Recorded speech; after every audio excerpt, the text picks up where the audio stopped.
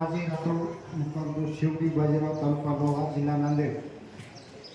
तर आज ऊसतोडणी कामगारामध्ये लास्टमध्ये आलो होतो. खूप अडचणी आल्या होत्या, पैशाचं काम होत नव्हतं. 4 वाऱ्या झाल्या, पौर्णिमा 4 तेव्हापासून जरा अडचण निर्माण झाली. पैसे हळूहळू यायला लागले, उचल व्हायला लागले आणि मिशन घेतले ऊसतोडणी. ते काम असं होता ते महाराजाच्या कृपेने चांगला झाला. 5 तारखेला येऊन राहिले. महाराजला पूजेला बोलायची एवढी विनंती. टाळ्याच्या गजरात स्वागत करूया. चांगलं झालं, खूप चांगलं झालं, खूप चांगलं झालं.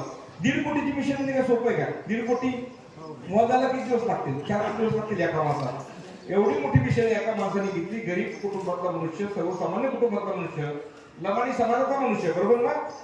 पण इथं आल्यानंतर इतकं छान झालं, इतकं छान झालं. ऊस तोडणारा माणूस कुठं आणि मिशन घेणारा माणूस कुठं?